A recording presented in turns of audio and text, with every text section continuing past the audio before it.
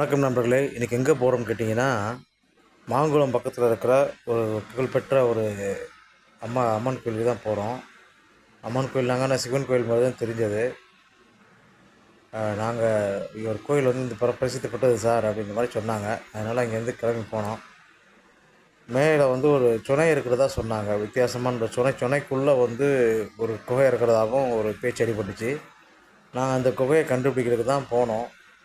ஆனால் முன்னாடியே அதுக்கு ஆதாரணமாக அந்த மலையில் பாருங்கள் எவ்வளோ அழகாக தண்ணி தேங்கி கிடக்கு பாருங்கள். தண்ணி தேங்கி ஒரு குட்டை மாதிரி தேங்கி கிடக்கு. அந்த அளவுக்கு இங்கே இடமும் மழை கல்லுக்குள் ஈரன்ற மாதிரி கல்லுக்குள்ளே தண்ணீர் இருக்குது, கல்லுக்கு மேலே தண்ணீர் இருக்குது.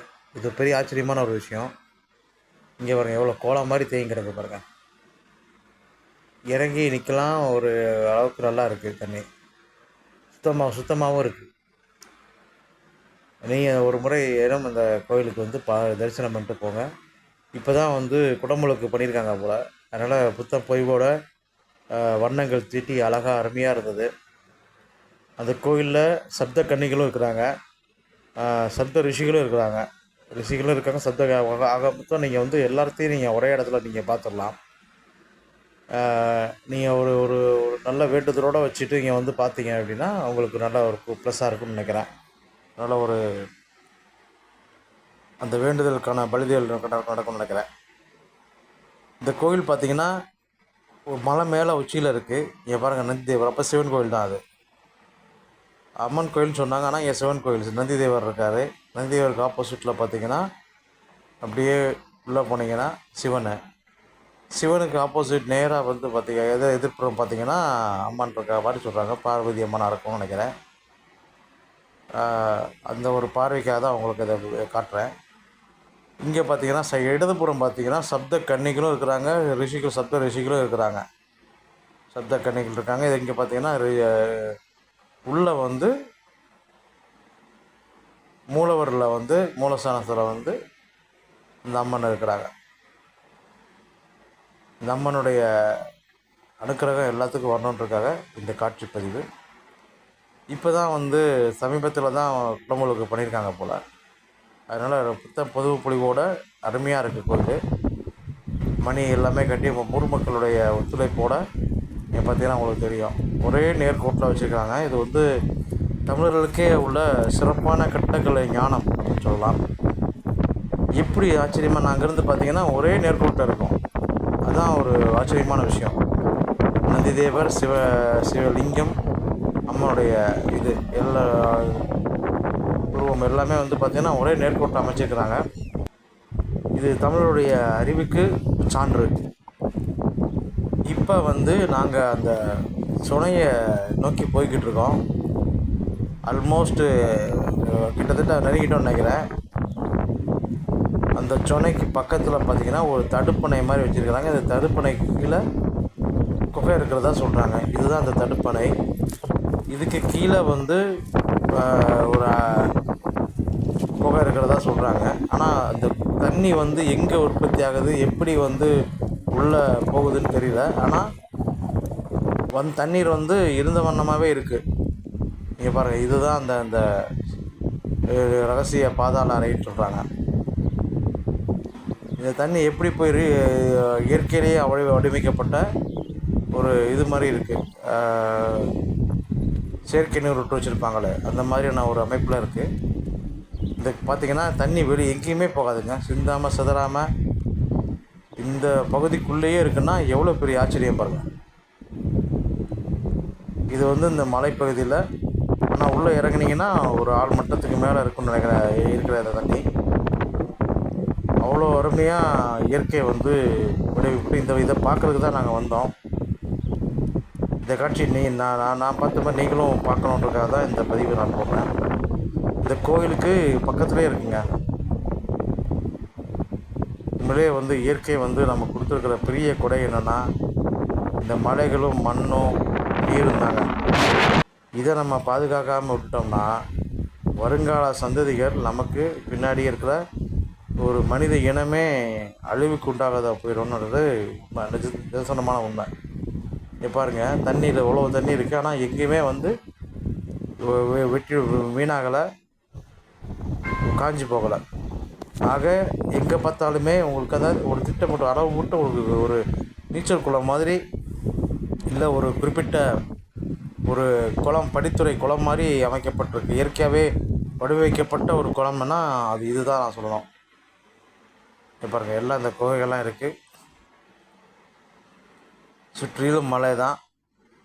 இந்த மலைகளை நம்ம வந்து பாதுகாக்கணும், மண்ணை பாதுகாக்கணும், இயற்கையை நேசிங்க.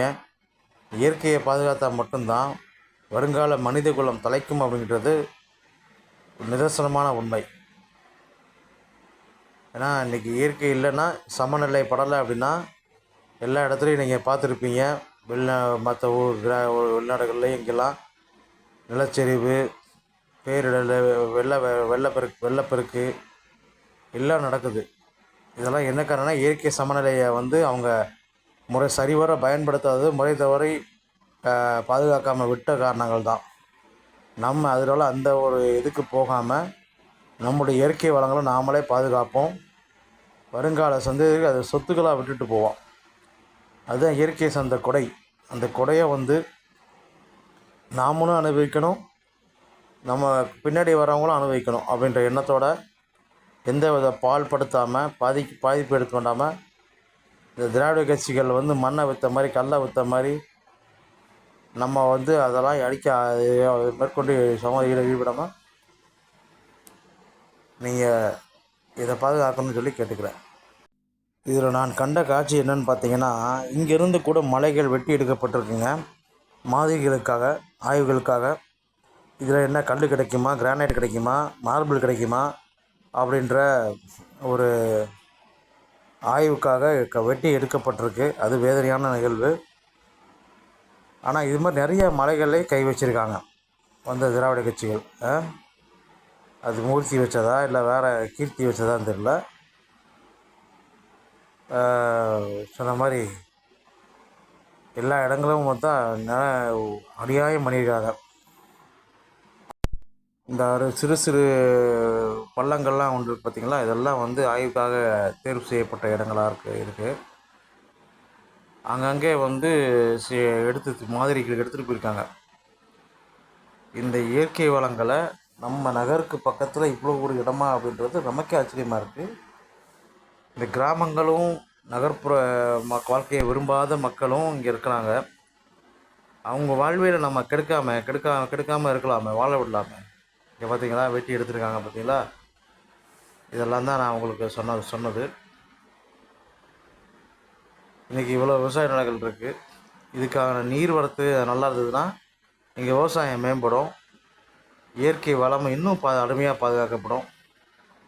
இதுக்கெல்லாம் ஆவணம் செய்யணும் அரசு. மக்களும் ஒத்துழைக்கணும். மக்களும் விழிப்புணர்ச்சி இல்லாமல் இருக்கிறது தான் வேதனையான நிகழ்ச்சி. இனிமேலாவது மக்கள் வந்து விழிப்புணர்ச்சியோட இந்த மலைகளையும் இயற்கையையும் பாதுகாத்து நமக்கான இதை வந்து சொத்துக்களை நம்ம பாதுகாத்துக்கணும் அப்படின்றத என்னுடைய வேண்டுகோள். நீங்கள் பார்த்தீங்கன்னா உங்களுக்கு தெரியும் எவ்வளோ அருமையாக இருப்பாங்க. பச்சை பசுமையான என்ன வித்தியாசமான பசுமைகளில் எத்தனை பசுமை பாருங்கள். இளம் பச்சை, கரும்பச்சை, அது போக எங்கே பாருங்கள் ஒரு வெளிர் கருநீலம் பச்சையெல்லாம் இருக்குது பாருங்கள். வெறுங்க ஒரு மாதிரி ஒரு ஆங்கிலத்தில் சொல்லுவாங்க பேல் க்ரீன் அப்படிம்பாங்க. ஸோ இத்தனை வகையான வண்ணங்கள் வந்து நமக்கு எங்கே கிடைக்குது? இயற்கையாக தான் நமக்கு கொடுக்குது.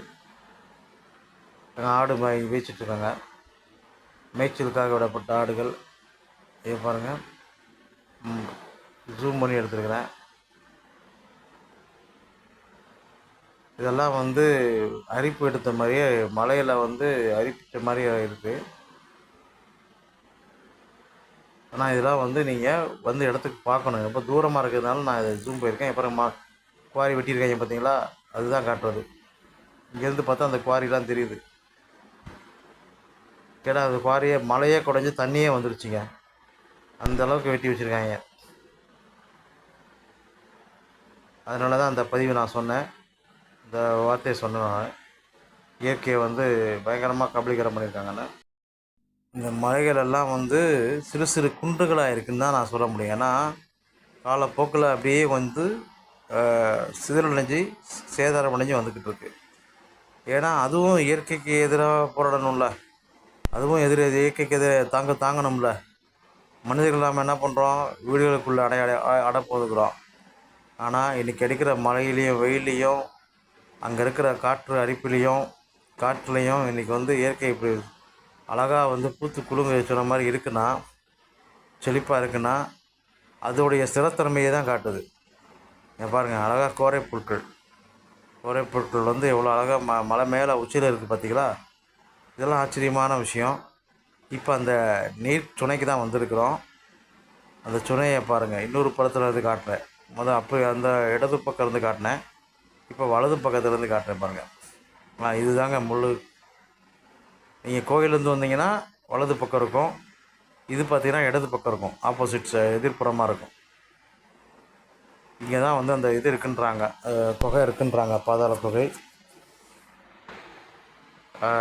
இந்த இடம் பாருங்கள், ஒரு சொட்டு தண்ணி கூட வீணாகலைங்க, அவ்வளோ அருமையாக பாதுகாக்கப்பட்டு வருதுங்க. இந்த இடத்துக்கு வரணுன்னா மதுரையிலிருந்து மேலூர் தாண்டி ஒரு 25 கிலோமீட்டருக்குள்ளே தான் எங்கே இருக்குது இந்த இடம். தாராளமாக கிடைக்கும். மதுரை சுற்றுப்புறங்கள் வந்து இன்றைக்கும் இயற்கை எழிலோடு பாதுகாக்கப்படுதுன்னா இந்த மாதிரி கிராமங்கள் தான் முதுகெலும்பு, நாட்டின் முதுகெலும்புன்ற மாதிரி இந்த நகரத்துக்கு இந்த மாதிரி கிராமங்கள் தான் முதுகெலும்பாக இருக்குது. அதனால் இந்த இயற்கையை நம்ம வந்து போற்றி பாதுகாப்போம். அதை வந்து எந்த விதத்துலையும் கெட்டு விடாமல் நம்ம வாழ்த்தி அதுக்கு என்றைக்குமே நன்றி கடனாக கடன்பட்டிருப்போம் அப்படின்றத நான் இருக்கணுன்றதை நான் கேட்டுக்கிறேன். வரப்போகிற நாட்கள்லேயும் இந்த செழிப்பு எப்பயுமே இருக்கணும். ஏன்னா வருங்கால சந்ததி இதை பார்த்து நான் இன்றைக்கி சந்தோஷப்பட்ட மாதிரி நம்ம சந்தோஷப்படுற மாதிரி வருங்கால சந்ததியும் சந்தோஷப்படணும். அதுதான் எல்லாத்துக்கும் நல்ல விஷயம், நல்லாயிருக்கும். யாம் பெற்ற பேர் பெருகை வையகம்னு சொல்லியிருக்காங்க. அதனால் எல்லாருக்கும் இந்த இது உரிமையானது தான், உரிமையானது தான். எல்லோரும் இந்த வந்து இயற்கையை கொண்டாடணும், எல்லாருமே இந்த அனுபவத்தை அடையணும் அப்படின்றது தான் என்னுடைய விருப்பம். நண்பர்கள் வந்து இந்த இடத்துக்கு வந்து இந்த கோயிலை பார்த்துட்டு சாமி தரிசனம் பண்ணிட்டு போங்க, நல்ல விஷயமா இருக்கும். பாருங்கள், அவ்வளோ அருமையாக அங்கே ஒரு லான் கூட இருக்குங்க, ஒரு புல்வெளி கூட. இதெல்லாம் வந்து இயற்கை நமக்கு கொடுத்துருக்க கொடை. நண்பர் ஒருத்தர் வந்து பாறையை வெட்டுறதுக்கு முயற்சி பண்ணிகிட்ருக்காரு. ஆனால் என்ன அவரால் முடியுமா என்னன்னு தெரியல, பார்ப்போம் என்ன பண்ணுறாருன்னு. சும்மா அதை போஸ் தான் கொடுத்துருக்காரா இதையா, என்ன பண்ணுறது, ஒன்றும் முடியாது, கிளம்பிட்டாங்க. இங்கே பாருங்கள், ஒரு குறுகிய இடத்துல கூட தண்ணி சேகரமாக இருக்குங்க. இந்த குறுகிய இடத்துல கூட எவ்வளோ அழகாக சேகரமாக இருக்குது பாருங்கள். ஆக நீங்கள் வந்து எதுவும் வேண்டுதல் பண்ணி இங்கே வரணுன்னா கூட அழகாக பண்ணிக்கலாம். இதுதாங்க அந்த கோழிக்கொண்டை பூன்றுவாங்க. இது நம்ம ஊர் பக்கம் கோழிக்கொண்டைன்றது அந்த பல வண்ணங்கள் இருக்கும். இது ஒரு கோழிக்கொண்டை பூ. இது நம்ம அழகமாக ஏகப்பட்ட இடங்களில் பயிர் பண்ணியிருக்காங்க பார்த்தீங்களா. சிவப்பு கோழிக்கொண்டை.